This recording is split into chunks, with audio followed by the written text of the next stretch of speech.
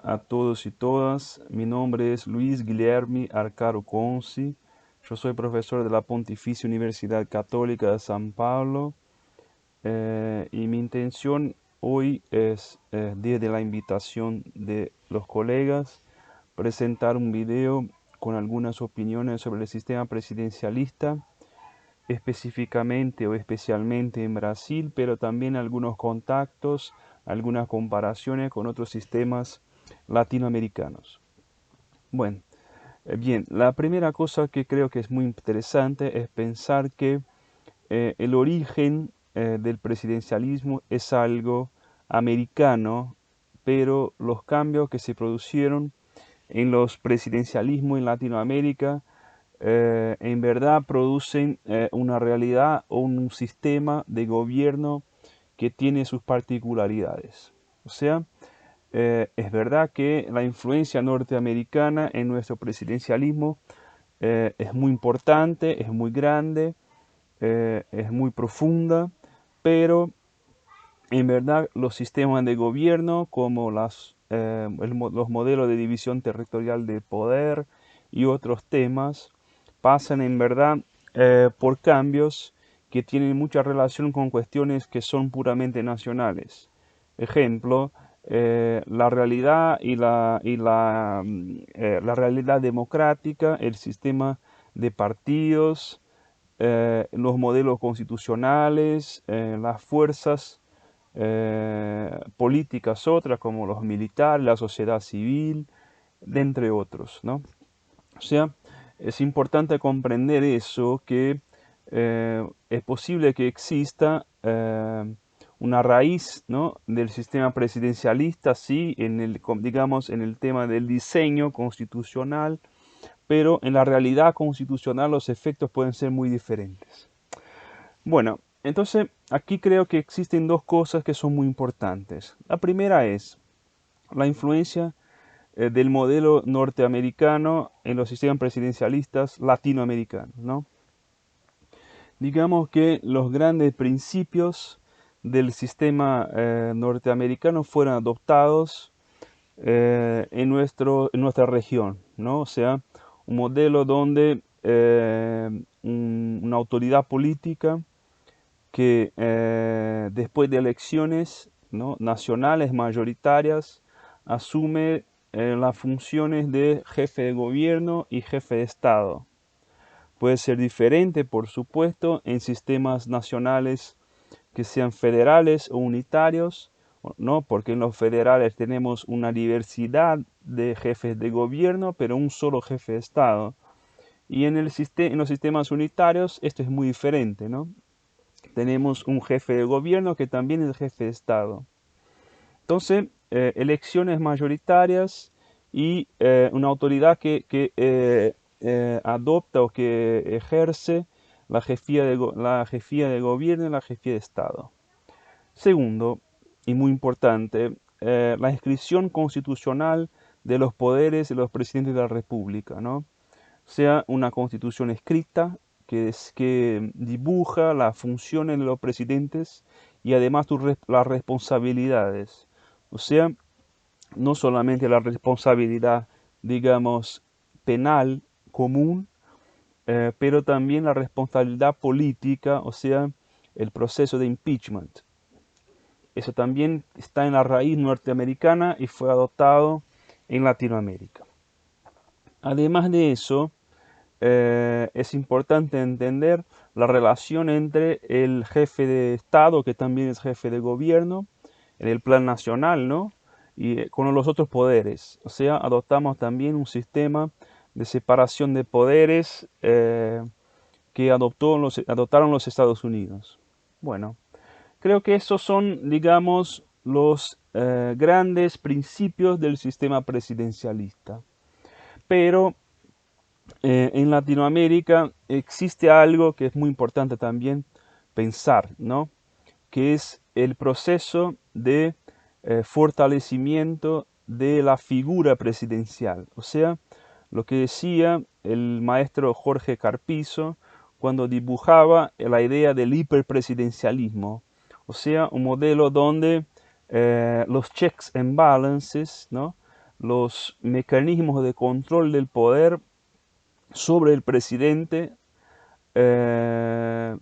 tienen muchas debilidades. O sea, un poder ejecutivo muy fuerte que tiene la capacidad muchas veces de capturar la agenda política nacional. Esto es algo muy interesante y si queremos comparar con Estados Unidos, a veces eso puede producir comparaciones, una diferencia muy interesante por el modelo federal norteamericano, ¿no? Un modelo donde los Estados miembros tienen una gama, una cantidad de competencias muy importante. Bueno, este sistema, este hiperpresidencialismo que caracteriza el presidencialismo en Latinoamérica, desde los 80, de los 90, pasa por un cambio muy interesante que tiene que ver con un proceso de creación de mecanismos de control sobre la figura presidencial, ¿no? Lo que existe un movimiento que también está muy bien trabajado desde los trabajos del profesor Javier García Roca de la Universidad Complutense de Madrid, cuando presenta esta idea o presenta esta realidad donde existe un proceso de parlamentarización de los presidencialismos o podemos decir también de moderación de los presidencialismos. Entonces, desde el proceso de redemocratización de los 80, podemos percibir algunos cambios muy importantes que tienen que ver con la necesidad de control de la figura presidencial. Aquí también creo que es importante pensar en dos cosas, que es el diseño constitucional por un lado, ¿no? Y la realidad constitucional por otro. ¿Qué quiero decir con eso? Quiero decir que muchas veces lo que se dibuja en el texto constitucional no se presenta como realidad constitucional, ¿no? Esta es la idea que quiero trabajar desde ahora. Bueno, entonces desde los 80 estamos a ver en nuestra región cambios constitucionales muy importantes que tienen que ver también con la necesidad de control del presidente de la República, ¿no? Y podemos ver eso dibujado en muchas constituciones, ¿no? Entonces, podemos, ejemplo, ¿no? Pensar mismo en la constitución chilena, ¿no? Cuando dibuja, ejemplo, la cuestión de los ministros de Estado, ¿no? Y entiende por consecuencia que los ministros sufren un control muy importante del Parlamento Nacional, ¿no? Es verdad que en Chile también otro mecanismo importante, y digo eso desde la redemocratización, que se utilizó para controlar los poderes presidenciales y y los poderes de facciones, digamos, fue la limitación a la reelección, ¿no? No permitir una reelección consecuente. Eso fue muy importante para el control, digamos, del grupo político que adquiere, que llega al poder y un intento de no darle mucho tiempo para capturar las instituciones. Digamos que en Chile esto viene funcionando de una forma eficiente. Después podemos pensar en la constitución, digamos, en la reforma constitucional de Argentina en 1994, ¿no? Cuando se creó la instancia, la figura política del jefe de gabinete, ¿no? Digamos, un intermediario entre el presidente y el Congreso Nacional, ¿no? O sea, una figura que tiene la función, ejemplo, ahí está, en el artículo 100 de la Constitución Argentina, tiene la función de ejercer la administración general del país, ¿no? Este jefe de gabinete. Pero en Argentina es muy interesante porque este tema no pasa mucho del diseño constitucional, porque los poderes que adquirió o adquirieron los jefes de gabinete no fueron, digamos, realizados, concretizados desde el proceso de término de la reforma constitucional de 1994, pero se ve en Argentina algo muy interesante, que es, se dibuja la constitución para controlar, pero al otro lado la realidad constitucional no produce el cambio debido, ¿no? Otra constitución, por supuesto, que presenta una realidad como esta es la constitución de Perú, ¿no? La constitución de 1993, ¿no? Donde además de adoptar como las otras un sistema presidencialista, crea la institución del Consejo de Ministros, también para intermediar la relación entre el presidente de la República y el Parlamento. O sea, una forma también de contener los poderes presidenciales y dar poder al Parlamento. Eso claro, tiene que ver con la realidad constitucional de 1992 y otros problemas que Perú tuvo en el pasado y por supuesto aún tiene con alguna instabilidad en su sistema presidencialista. Podemos ver ejemplo también en Colombia con la figura de la moción de censura a los ministros de Estados, ¿no? A los ministros escogidos por el presidente de la República, así que tiene, digamos, el Congreso Nacional una injerencia sobre el gobierno, ¿no?, nacional. Y ahora hablamos un poco de Brasil, que es donde trabajo yo, donde vivo yo, y por eso pensar un poco en esta realidad. Bueno, el sistema presidencialista brasileño fue adoptado desde la proclamación de la República, ¿no? Desde 1891, pero tuvo algunos momentos muy diferentes. Creo que no hay tiempo para discutir eso en un video, pero hubo tiempos de más poder y menos poder del presidente. Un ejemplo, en la Primera República, que comienza, digamos, con la proclamación de la República y va hasta el comienzo de la década de 1930, los presidentes no tenían una cantidad de poderes tan grande, además porque vigoraba algo que llamábamos política de los gobernadores de Estado, de los Estados miembros.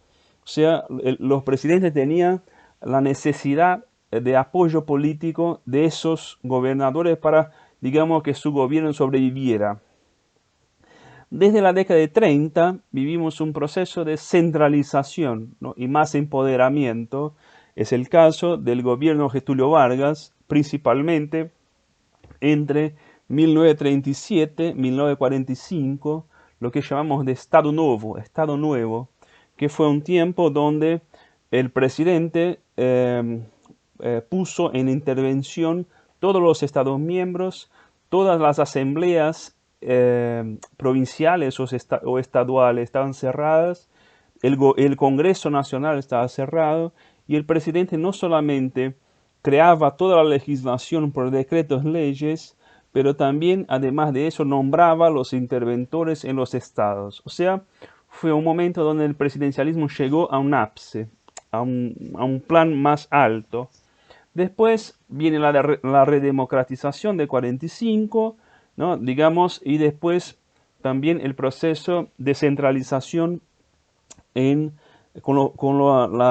golpe militar en 1964. Bueno, en 1987, cuando se reúne nuestra Asamblea Constituyente, existen muchas fuerzas que quieren movilizar, digamos, y cambiar el presidencialismo, perdón.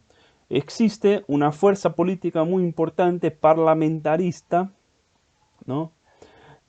Y existen, por supuesto, los presidencialistas, y este fue una lucha política que solamente se decidió en el periodo final de la constituyente, ¿no?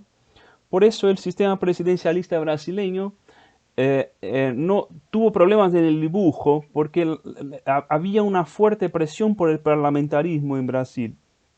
Al fin hubo un consenso, un acuerdo, en que se decidiera por el presidencialismo, pero 5 años después de la Constitución realizamos por una decisión de la constituyente, una consulta popular, ¿no? Un plebiscito sobre la manutención del presidencialismo o el cambio por el parlamentarismo. Ganó el presidencialismo. Lo que pasa es que esta lucha política produjo de una forma paradójica, ¿no?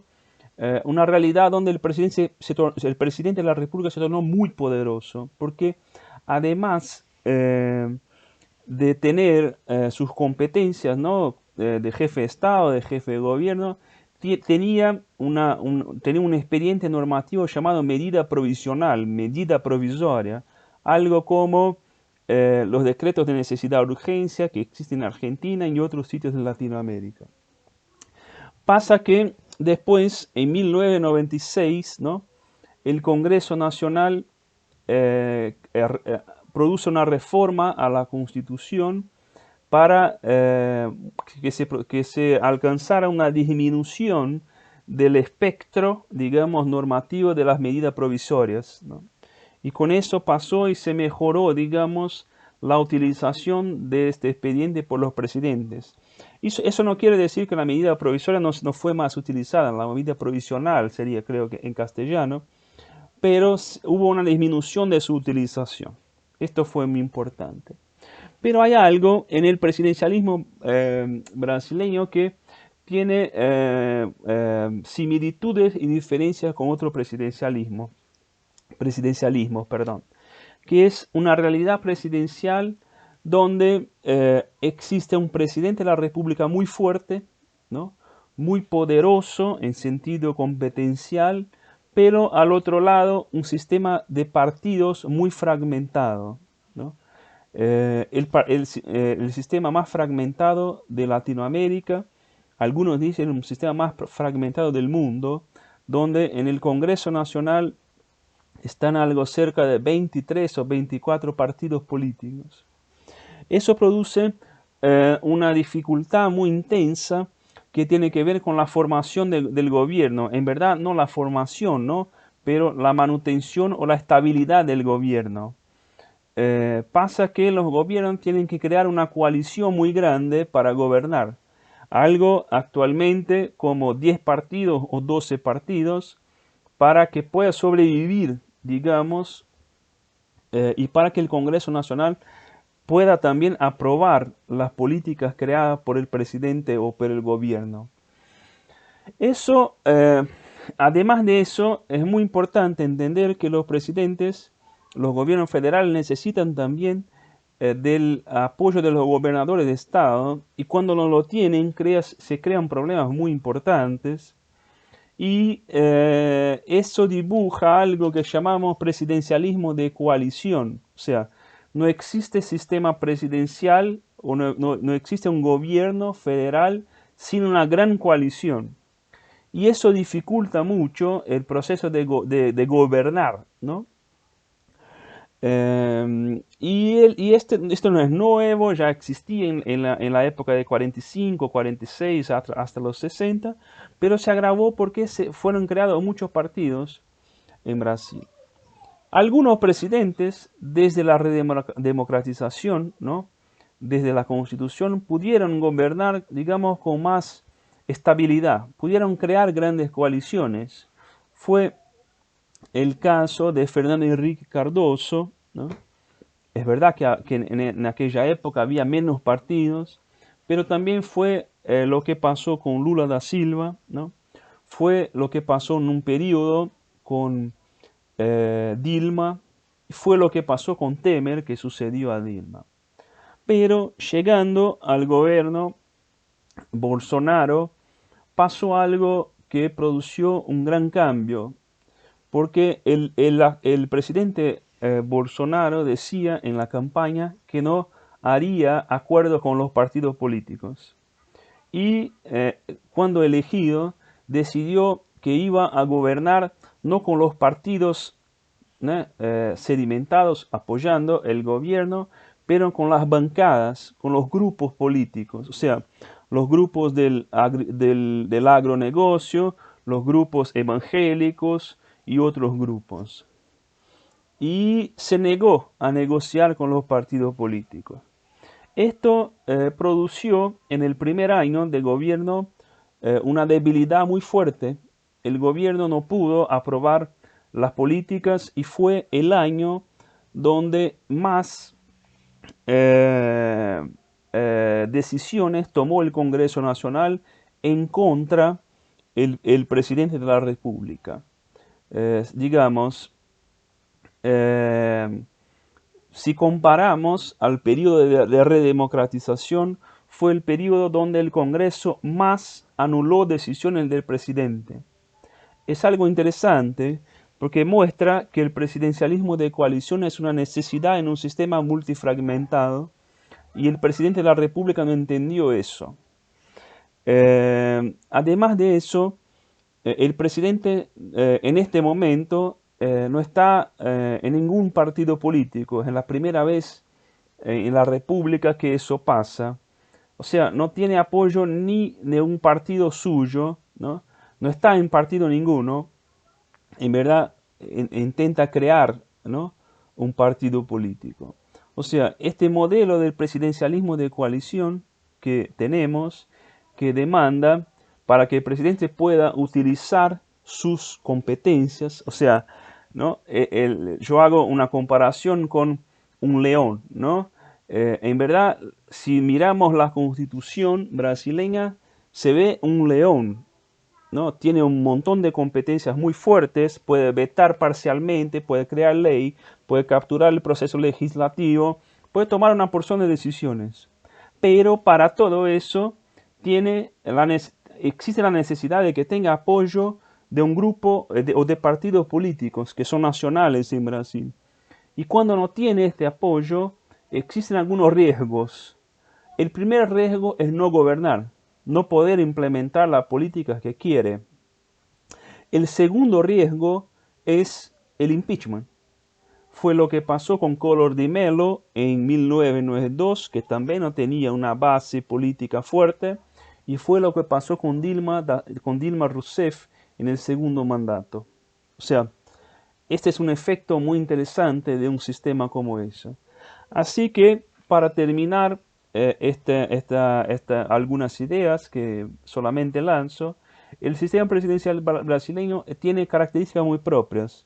Tiene en el diseño constitucional un grupo muy grande y fuerte de competencias al presidente de la República, si comparado a otros inclusive, ¿no? Incluso. Pero si el presidente no tiene una base partidaria sedimentada en el Congreso Nacional, no tiene la capacidad de utilizar la fuerza que la Constitución le otorga. En verdad, puede decidir mucho en la estructura del Poder Ejecutivo, pero no puede crear políticas públicas, no puede nombrar autoridades, no puede estipular decisiones internacionales, porque eso pasa por el Congreso. O sea, tenemos una ficción aquí que es el mismo león que está dibujado en la Constitución, ¿no? Una figura muy fuerte, puede ser, cuando no tiene un apoyo político intenso en el Congreso, ¿no?, puede ser un león sin dientes. Esta es la idea.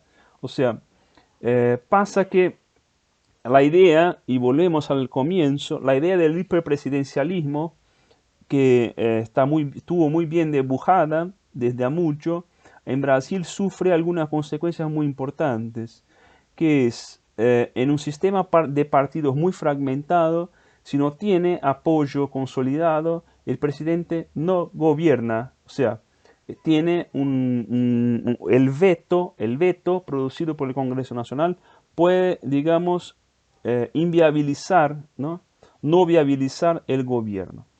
O sea, creo que esas son algunas ideas que gustaría de compartir, y con eso dejo